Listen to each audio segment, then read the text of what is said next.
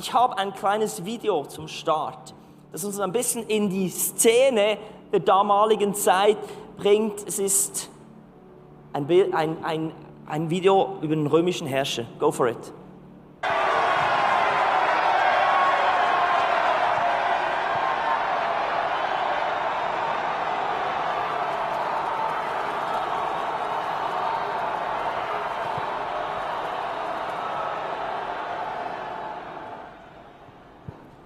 Ihr seht den großen Pomp rund um den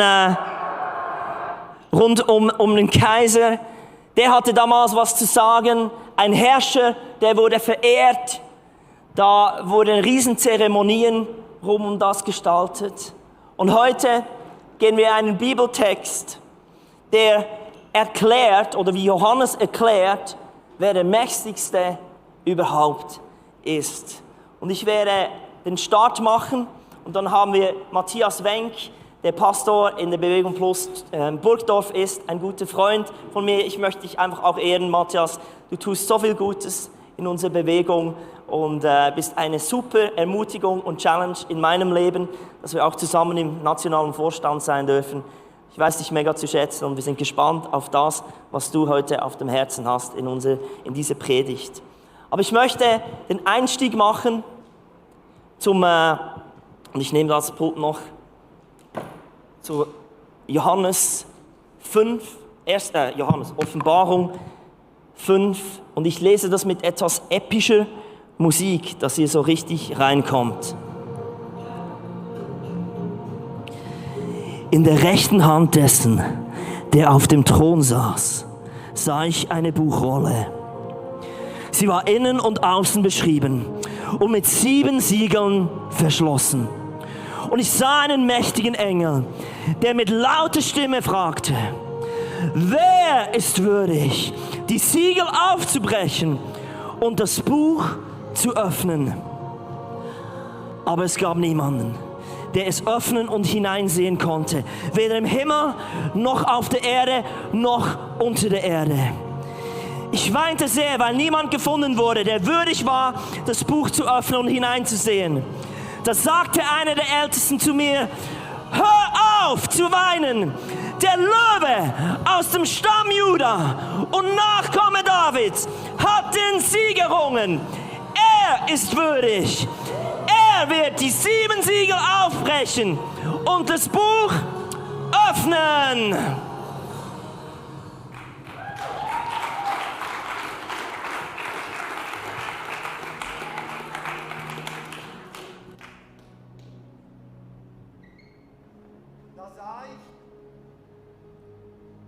Da sah ich direkt vor dem Thron, umgeben von den 4 mächtigen Gestalten und vor dem Kreis der Ältesten, ein Lamm stehen.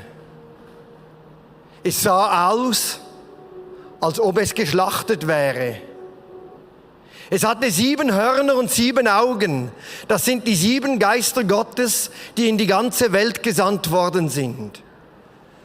Das Lamm ging zu dem, der auf dem Thron saß, und nahm die Buchrolle aus seiner Hand. Und als es sie genommen hatte, warfen sich die 4 mächtigen Gestalten und die 24 Ältesten vor dem Lamm nieder. Was für ein Schock! Was für ein Riesenschock! Ton, Stimme und Bild passen überhaupt nicht zusammen. Null. Die Stimme spricht von einem siegreichen Löwen.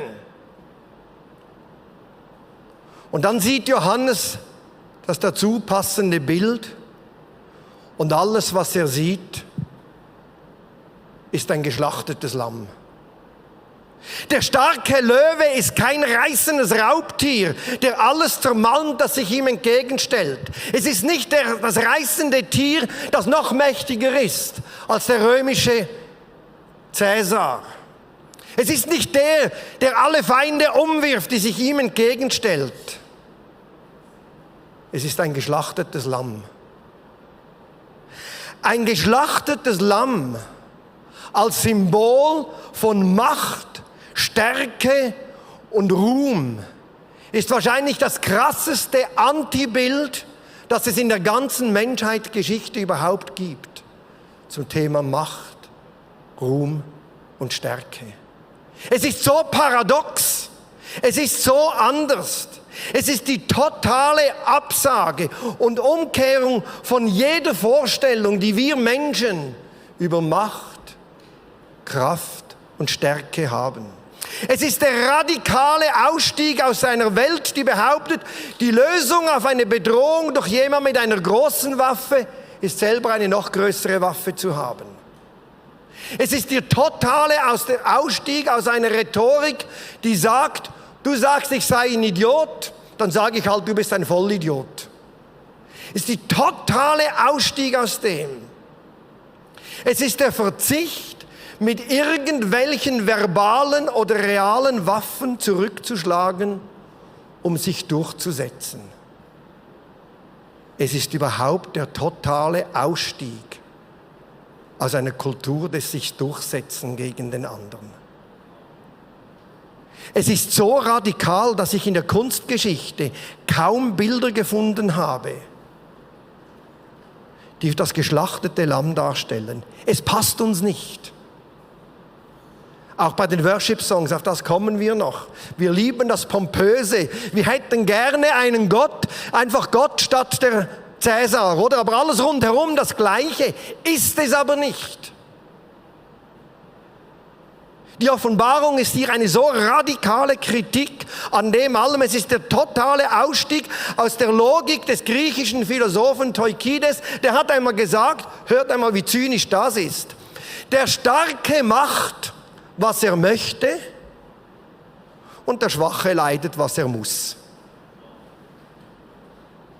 Wie zynisch ist denn das? Aber so ist unsere Welt organisiert.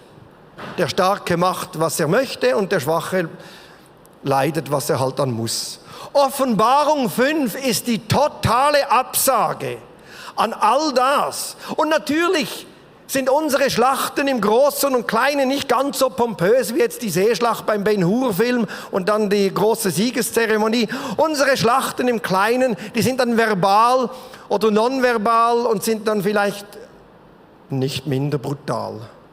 Oder auch wir haben mächtige Waffen in unseren kleinen Alltagsschlägereien, die sind auch zerstörerisch.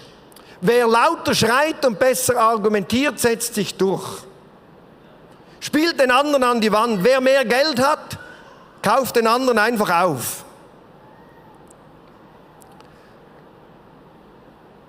Ich gehe gar nicht auf deine Bedürfnisse ein, sondern setze meine durch. Das kann man in einer Familie machen, das kann man in einem Arbeitsteam machen, das kann man mit Nachbarn machen, geht wunderbar. Übrigens, wenn noch jemandem eine Waffe fehlt, eine ganz wirksame ist, schweigt doch den anderen einfach an, bis er kapituliert. Es ist eine mächtige Waffe, um sich durchzusetzen.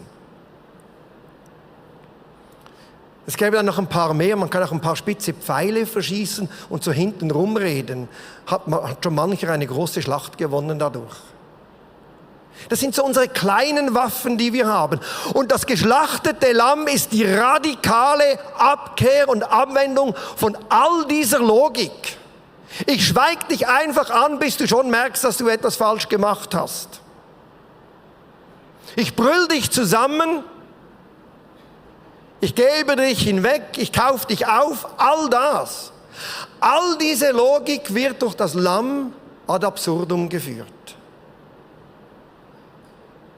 Dieses geschlachtete Lamm ist in jeder realen Welt, wie wir sie kennen, ein Irrsinn. Es ist ein Irrsinn. Ein hoffnungsloser Fall. Wisst ihr, Johannes sah nicht ein niedliches kleines Lämmlein herumhüpfen, sondern ein geschlachtetes. Selbst die Osterlämmer, die wir an Ostern haben, sind alle so niedlich. Ein Butter und alle, dann noch ein Herzchen drauf und weiß der Kuckuck was. Das war es nicht. Es ist hässlich. Es ist nicht vertrauenserweckend. Wer setzt schon in einer Welt, die mit harten Bandagen kämpft, auf ein geschlachtetes Lamm? Ist nicht sehr optimistisch. Es taucht nämlich die Frage auf, gehört Macht, Ruhm und Stärke wirklich diesem Lamm? Gehört sie nicht vielmehr dem Schlächter des Lammes? Denn ganz offensichtlich hat der ja gewonnen. Der hat ja triumphiert. Logisch ist es zu fragen, ja, wer hat das Lamm geschlachtet? Dem folge ich nach. Der ist der Stärkere. Schauen wir uns doch einmal diese paradoxe Macht des Lammes an. Einmal ganz nüchtern betrachtet. Das römische Reich gibt es nicht mehr.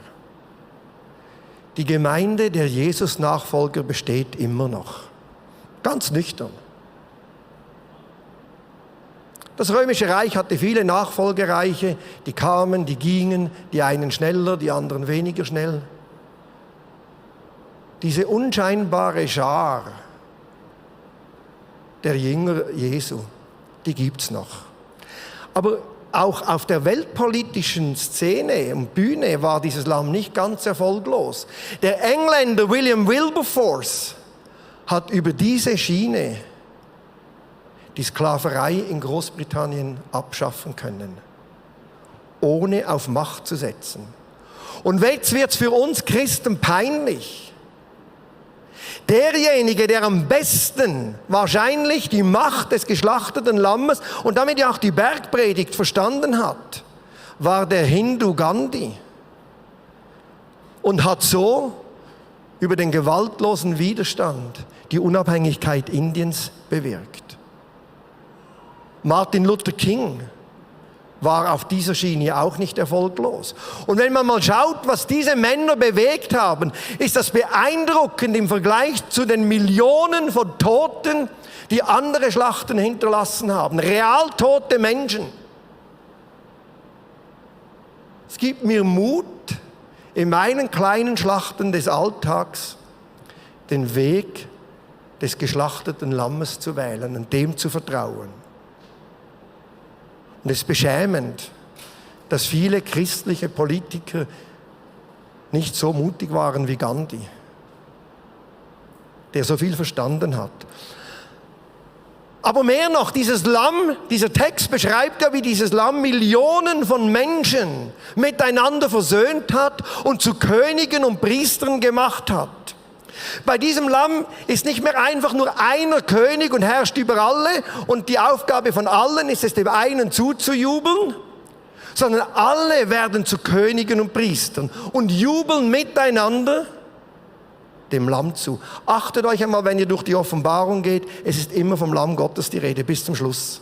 Es wird nicht aufgehoben. Jesus ist nicht Löwe und Lamm, sondern er verwirklicht sein Löwe-Sein, indem er sich abschlachten lässt. Seine Art, Löwe zu sein, ist es, geopfertes Lamm zu sein. Man müsste ein blutiges Lamm sehen, sieht aber hässlich aus. Dieses Lamm hat die Kraft, Menschen aus allen Nationen miteinander zu versöhnen und in der Anbetung um dieses eine Lamm zu vereinen. Wisst ihr, ein geschlachtetes Lamm kann jeder anbeten, auch die Verlierer des Lebens. In dem finden sie sich wieder. Ich finde mich nicht in irgendeinem dieser Stars und Großen.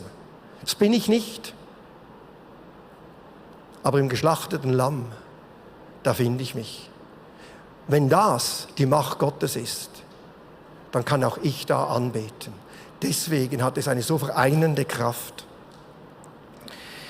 Ich habe diese versöhnende Macht des Lammes ganz stark in den 90er Jahren erlebt. Als der serbisch-kroatische Krieg tobte, habe ich in Deutschland gelebt. Ich habe erlebt, wie im Gottesdienst Serben und Kroaten miteinander das geschlachtete Lamm Gottes angebetet haben, statt aufeinander loszugehen. Wenn das keine Macht ist, wenn das keine Kraft ist, man geht mit Waffen aufeinander los, man bekämpft sich und hier im Gottesdienst legt man diese Waffen nieder und betet das geschlachtete Lamm Gottes an. Was für eine Kraft! Keine Waffe hatte diese Kraft, zu versöhnen, zu vereinen, wo nur Hass und Ablehnung herrscht. Ich habe erlebt, wie Menschen, wie Familien, die sich über Geld zerstritten haben. Über Geld kann man sich gut zerstreiten. Der Tiefpunkt meiner Karriere auf der Bank war, als nach der Beerdigung einer reichen Frau 5 Minuten später die Erben vor dem Schalter waren, um zu wissen, was es zu erben gibt. Ich habe erlebt, wie Familien sich zerstritten haben über Geld und Erbstreitereien. Und das Lamm konnte sie versöhnen. Nicht der mit den besseren Argumenten, nicht der die anderen an die Wand gespielt hat, nicht der Schnellere, sondern das Lamm, das sich hingegeben hat. Und dann habe ich das ganz eindrücklich erlebt bei meinem Onkel,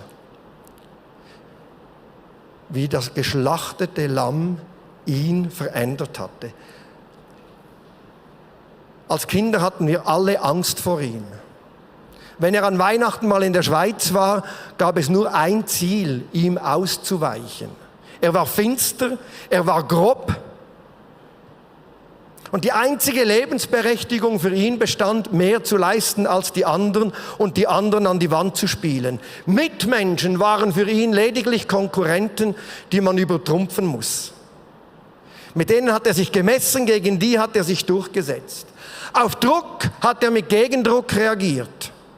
Auf Gewalt, ihr könnt sicher sein, er war gewalttätiger. Alles ging kaputt, seine Ehe, alles. Er setzt sich durch. Irgendwann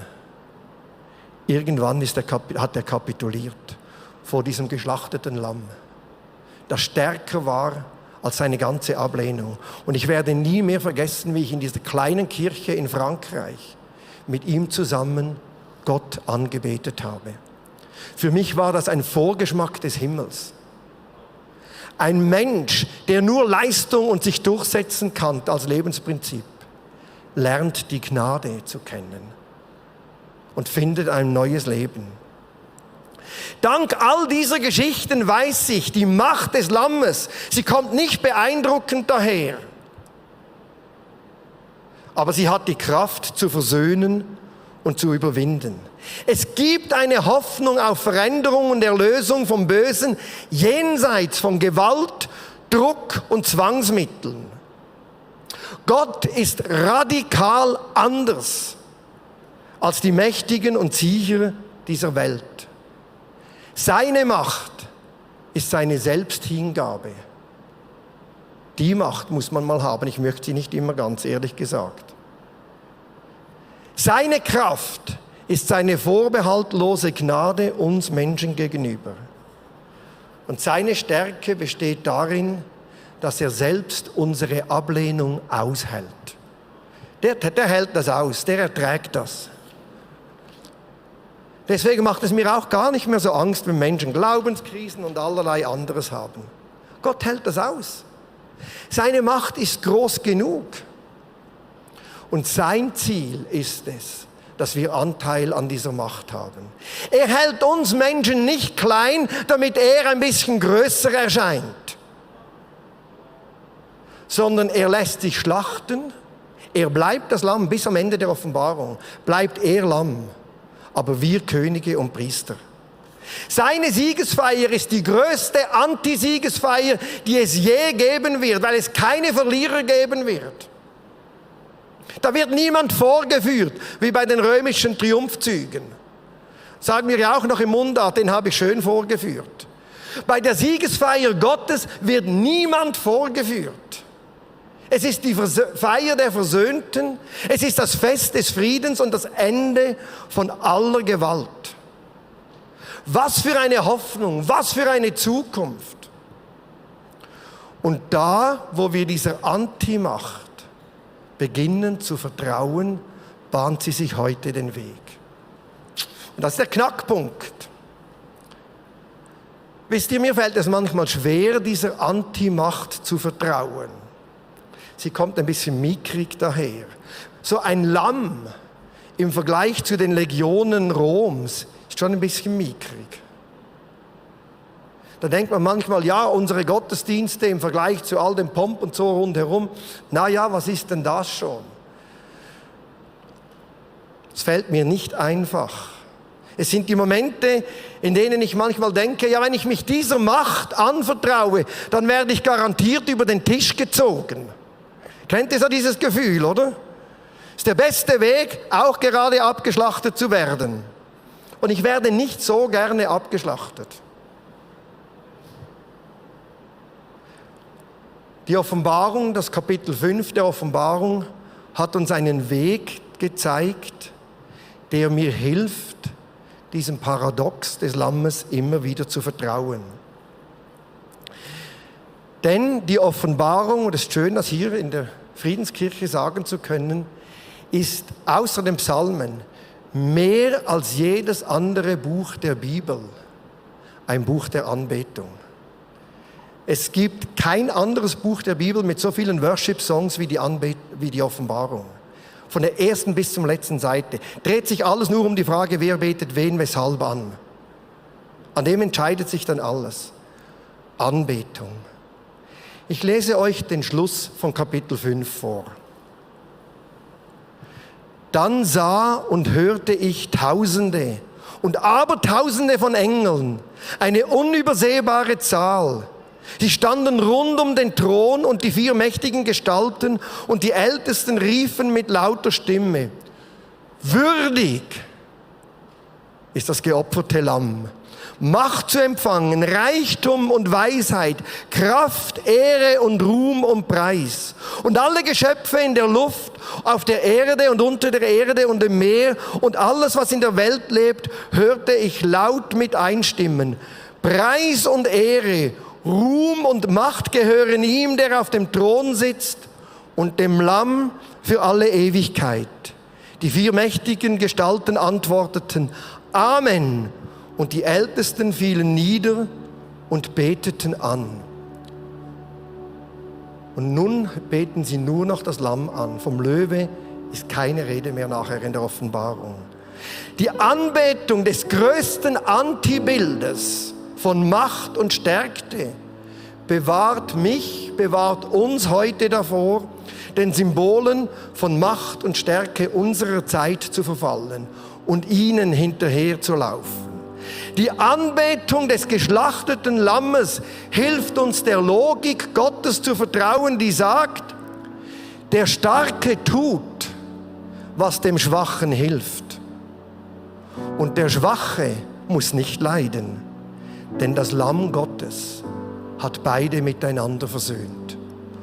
Und dieses Lamm beten wir nun an, das uns versöhnen kann, das nie aufhört, Lamm zu bleiben.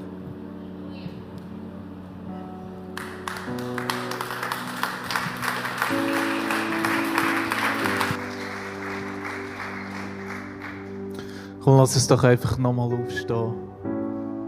Wirklich das Lamm anbeten. Wirklich vor das Lamm kommen und ihm einfach alles hergeben. Alles ablegen. Alle Waffen. Kapitulieren vor ihm. So. You deserve the praise. Worthy is your name. Worthy is your name, Jesus. You deserve the praise. Worthy is your name. Worthy is your name, Jesus. You deserve the praise. Worthy is your name. Worthy is your name, Jesus. You deserve the praise. Worthy is your name. Worthy is your name, Jesus. You deserve the praise.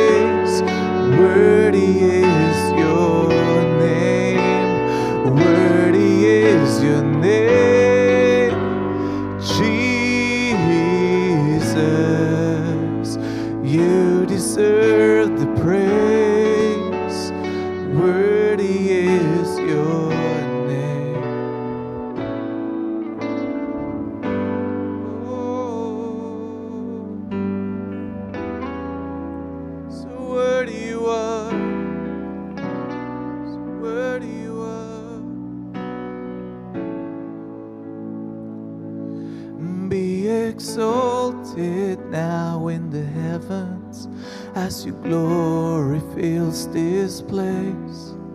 You alone deserve our praise. You're the name above all names, so be exalted now in the heavens as your glory fills this place. You alone deserve our praise. You're the name above all names, so be exalted now in the heavens as your glory fills this place. You alone deserve our praise. You're the name above all names, so be exalted now in the heavens as your glory fills this place. You alone deserve our praise. You're the name above all names. Oh, Jesus, you deserve the praise. Worthy is your name. Worthy is your name, Jesus. You deserve the praise. Worthy is your name.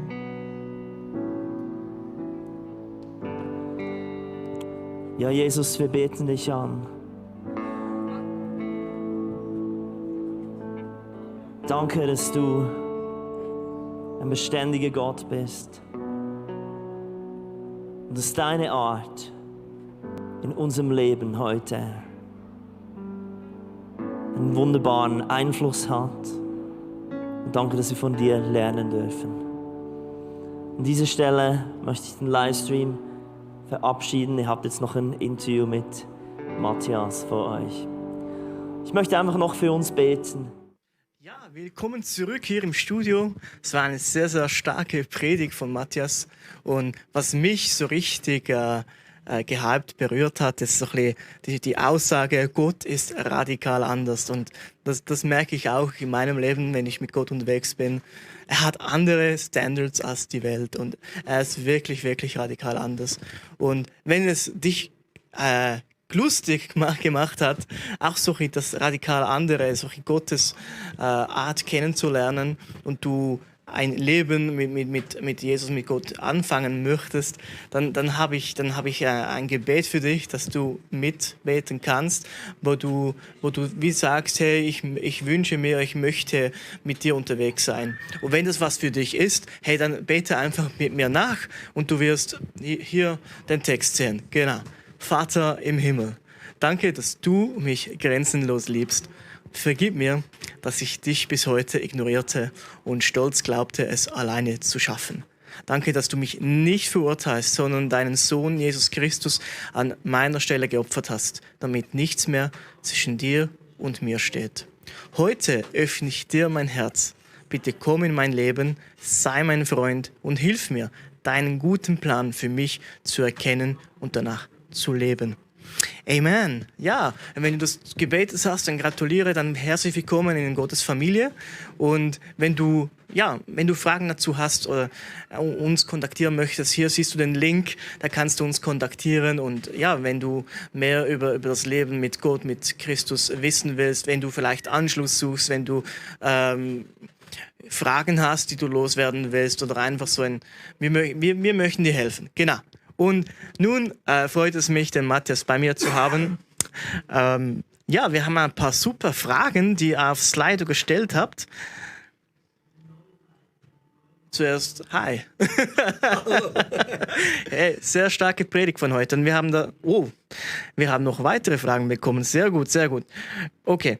Dass der Weg der Versöhnung, also die erste krasse Frage, der Versöhnung der richtige ist, bedeutet aber nicht, dass wir Christen Schwächlinge sein müssen, oder nicht?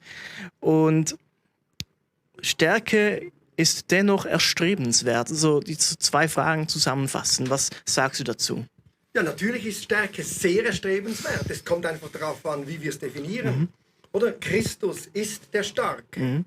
Aber die Art und Weise, wie sich seine Stärke manifestiert, ist radikal anders. Und ich denke, in einer Gesellschaft, in der Selbstverwirklichung, Selbstbehauptung, Selfie das Zentrum von allem ist sein Weg so radikal anders, so paradox.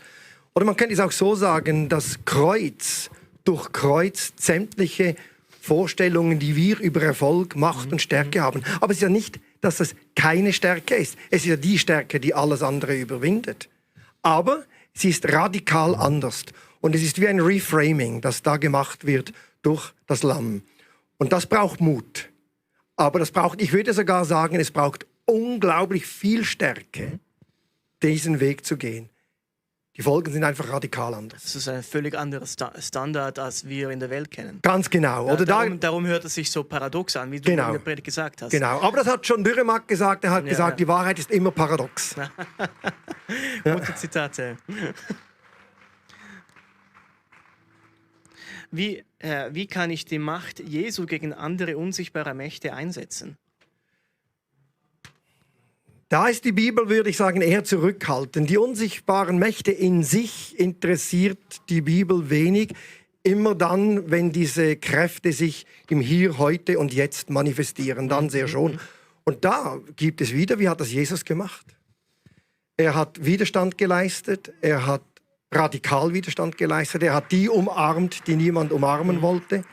Er hat sich für die hingegeben, die ihn abgelehnt haben. Das wäre wahrscheinlich der gleiche Weg, um diesen Mächten Widerstand zu leisten.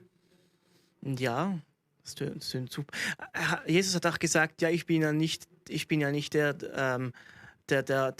mit Macht kommt, um die Mächtigen zu zerstören. Er hat einen anderen Plan gehabt. Also daher wollte er nicht der Mächtige sein, oder? Ja, das? Und das ist natürlich schon die Macht. Oder? Es gibt auch da ein altes Anbetungslied. Ja. Ich bete an die Macht der Liebe. Oder? Die verbindet das. Das ist die Macht der Liebe, die eigentlich am Schluss alle anderen Mächte entmachtet. Und dieser Liebe, diesen Weg zu gehen, das hat nichts mit so wischiwaschi positiven romantischen Gefühlen oder ich mag dich ja und alles spielt keine Rolle, sondern diese Liebe heißt, ich lasse mich nicht auf die Ablehnung reduzieren. Ich halte Ablehnung aus. Ich umarme, auch wenn Menschen sich zurückziehen. Das ist eine unglaubliche Macht und eine unglaubliche Kraft. Und anders kann man nicht.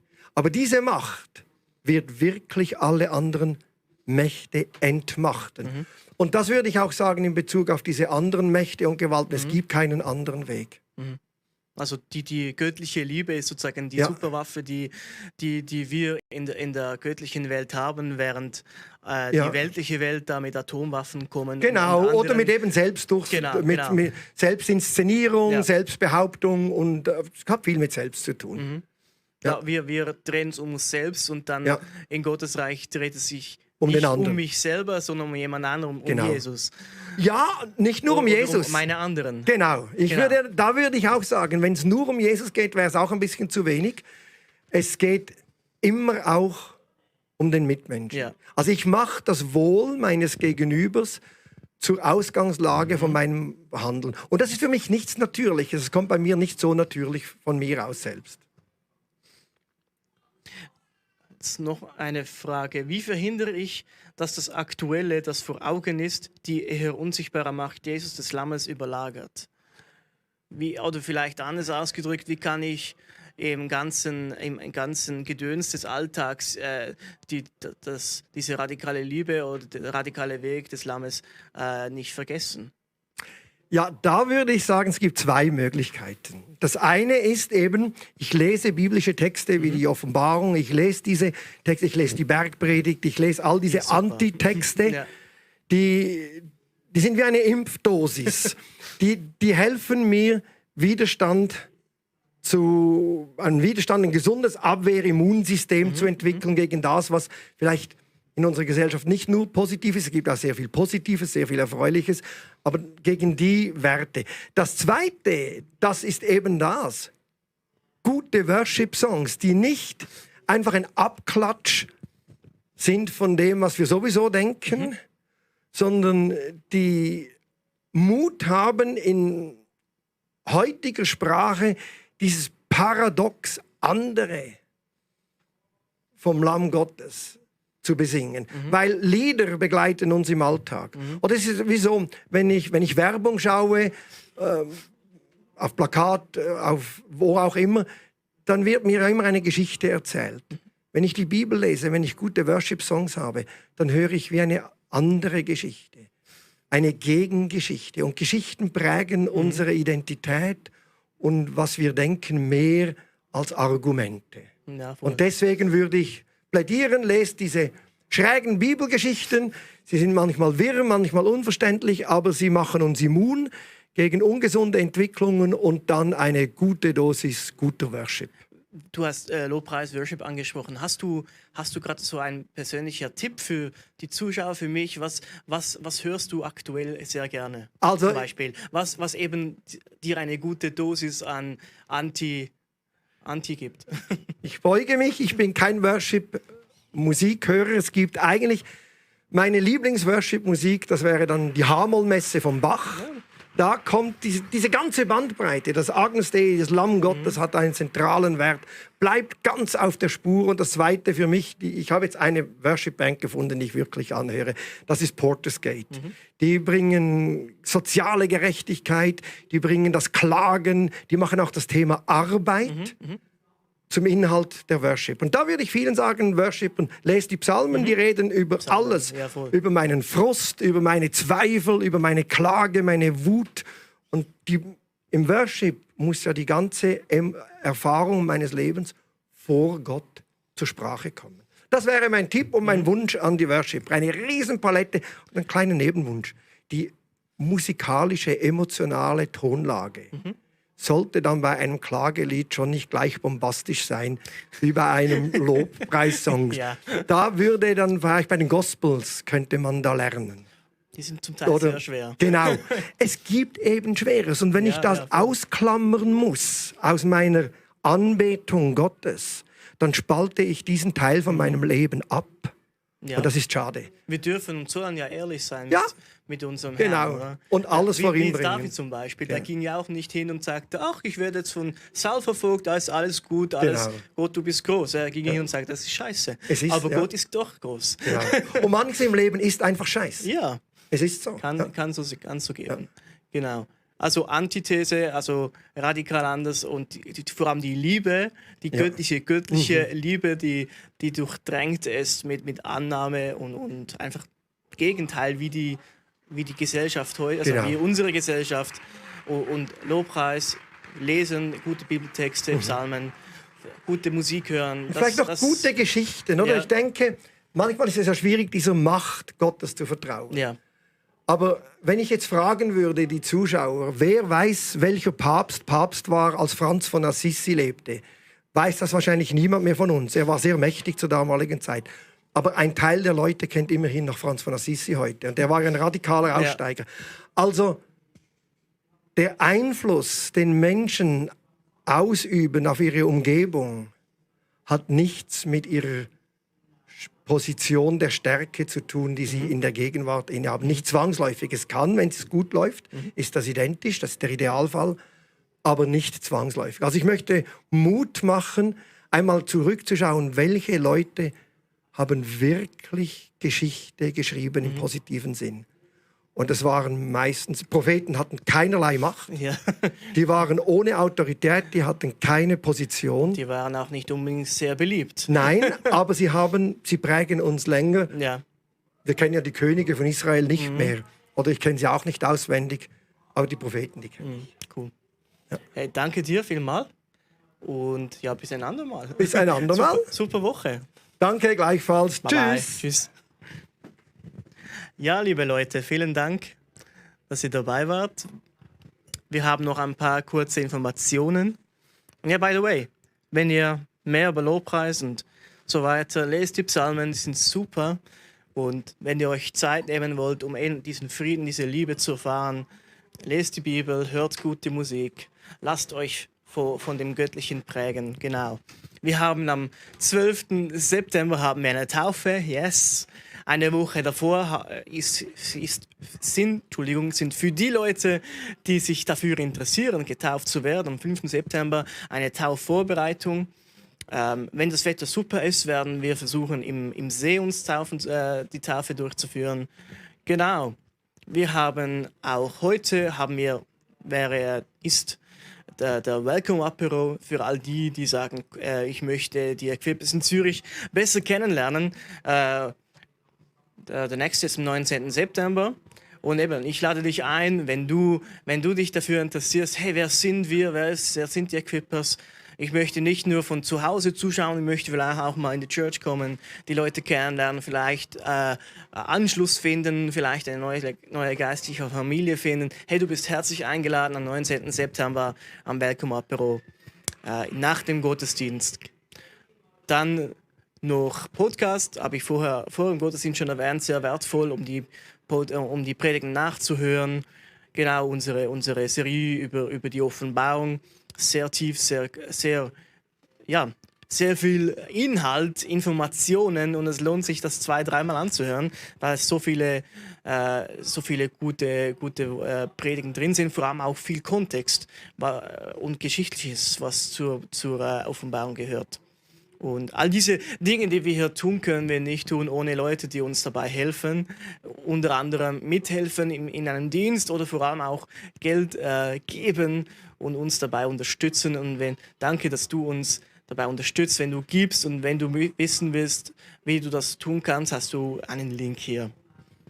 Genau. Und wir sind schon am Schluss. Ja, ich möchte euch noch segnen für diese Woche.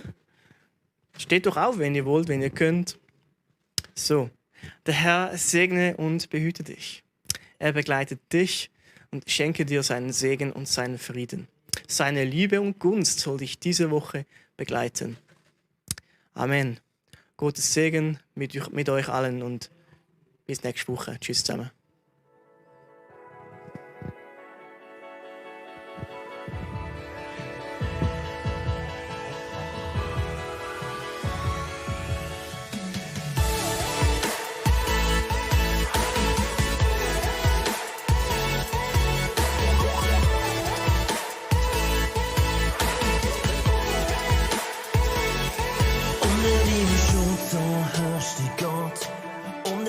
Gnade, die nie aufhört, raubt uns nicht die Zuversicht, dass das geschieht, was du versprichst. Unter der Führung von deinem Geist, unter deinem Wort, das nie versagt, herrscht in uns die Sicherheit, dass du Herr bist. Von dir gehört all die Ehre, weil dir nichts unmöglich ist. Und du in allem triumphierst.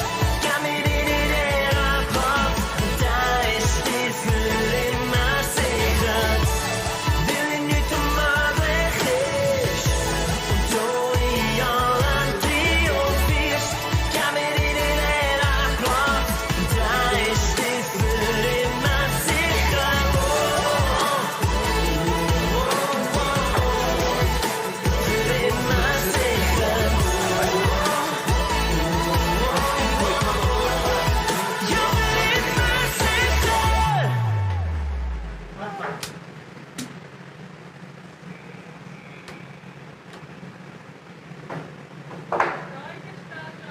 Nein, ist gut, danke.